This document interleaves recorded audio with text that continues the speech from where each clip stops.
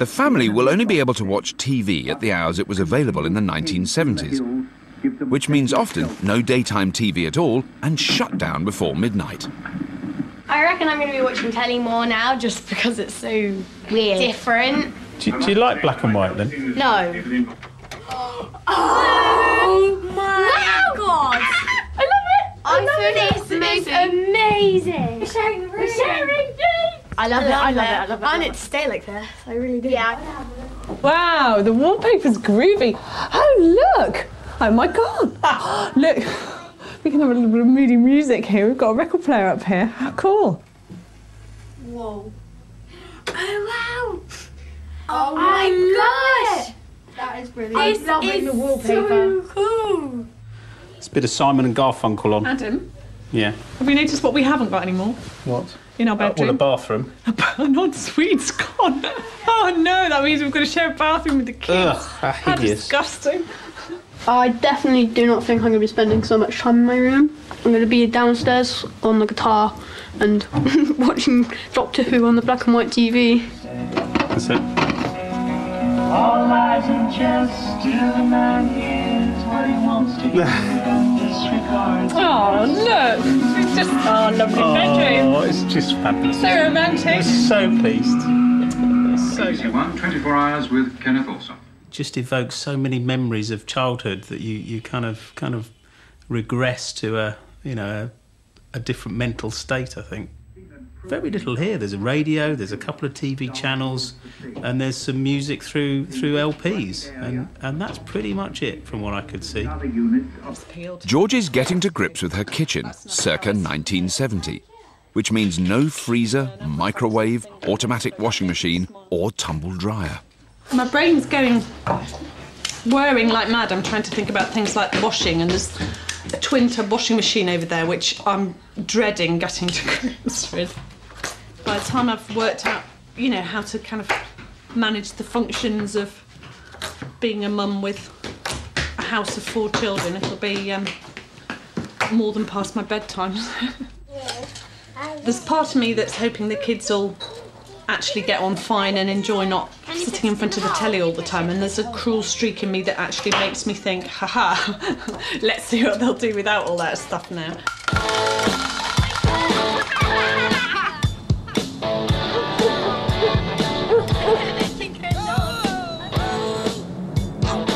The children don't want to go up to their 1970s bedrooms, which are cold and empty of anything entertaining. So, unlike 2009, television viewing is a shared family experience. We stopped producing workers throughout the postage office. The news shows a Britain the kids have never known, a country that proudly manufactured its own cars, clothes and electrical goods. But it was also a nation in crisis. This was the start of a decade of industrial unrest. While the strike lasts, there'll be no new telephones installed and there'll be delays over repairs. This is the era of collective bargaining and strike action. Post office strikes were even threatening the telephone network. £1 to £5 a week. But at least, unions permitting, the Sullivan Barneses have a phone, albeit a single fixed handset tethered in their drafty hallway. It's ringing. They're lucky. In 1970, half of British homes didn't yet have a phone line. Hello? Oh, hello, Hamish. It's Tom from the tech team. Oh, hi. How are you doing? I'm fine, thanks.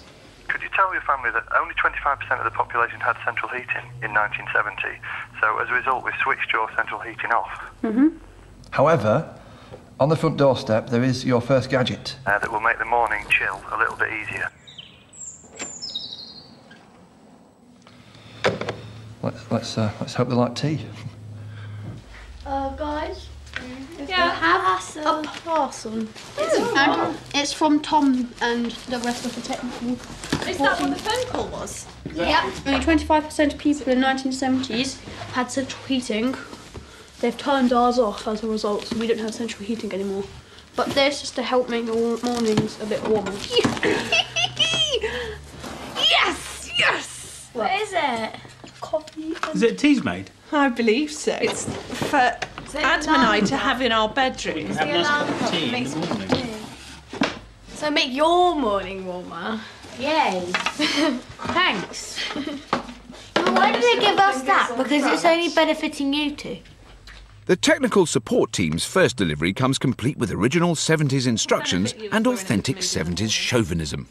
So, you now have a Goblin teas maid, the second best tea maker in the world. Naturally, would never dream of competing with a woman.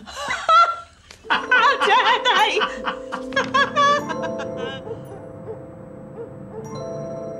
Steph wasn't very impressed with the teas maid.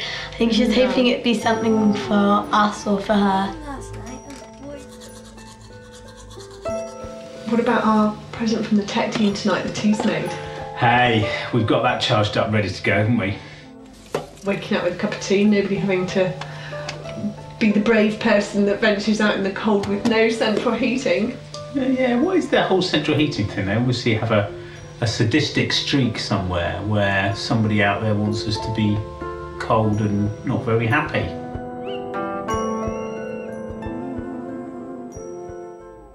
A new day means a new year.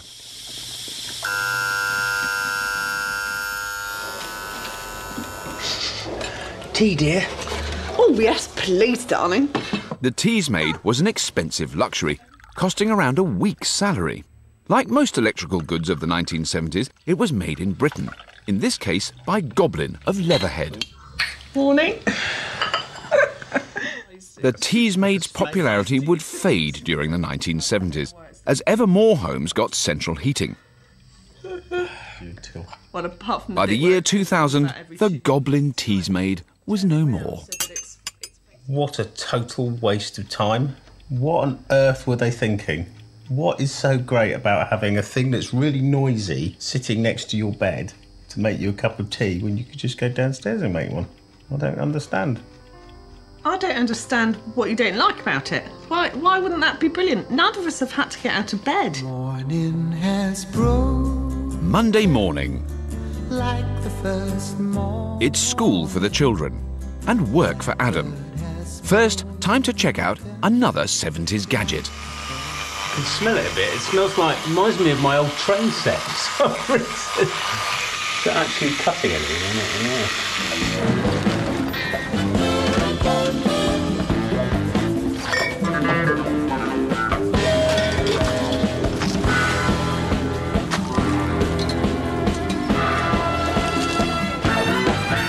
Where's everybody got to then? Maybe they're queuing up for the bathroom. George is taking the day off work to get the housework done without the aid of modern technology. Got my uniform on, ready to get on with a bit more washing up. I do seem to be taking up station by the kitchen sink and waiting for the next bit of washing up to arrive. And so far, no offers of help from the family. The change to decimal currency has been a big operation. Tills to be changed, sales girls trained, and all those... Adam's off to work in his Ford Cortina, Britain's best-selling car of the 1970s. It seems to be working okay. Plug click every trip. Thank you, Jimmy Savile. I'm sure it will drive as well as it looks. But it doesn't take long for his warm bubble of nostalgia to burst. Got no wing mirrors, so I've got no idea what's going on behind me. Absolutely none. Though just about roadworthy, modern safety regulations wouldn't allow a car like this to be built today. There are no airbags, no rear seat belts, no head restraints, and of course, no power brakes or steering. And this is a big test because the brakes. How are the brakes? Oh, I've got no brakes! I've got no brakes. Oh God, here we go. Okay, and just going around the corners, it takes a real effort just because I can't find that second again. I can't find the second gear. I've got to tell you, my modern car, streets ahead of this. I mean, it's a lovely car to look at, but boy, oh boy, this is a death trap, I think. George is trying to throw herself into life as a 70s housewife. Oh, it's quite heavy. I do the cooking. I've just made the children's beds. brilliant. That's great. That's just what I'd want for myself and for my daughters to see happening. Perfect. Generally, I'm a really busy working mum. There's a house of 4 kids and Adam to look after, and he's as much work as the children a lot of the time. It's fun for now, but if I was coming home at the end of a working day and sitting down trying to work out what we were going to cook tomorrow and how I would buy the ingredients, because we've no storage, we've a tiny fridge, no freezer, so I couldn't do a weekly shop for fresh goods, and I've no idea when I'd buy them.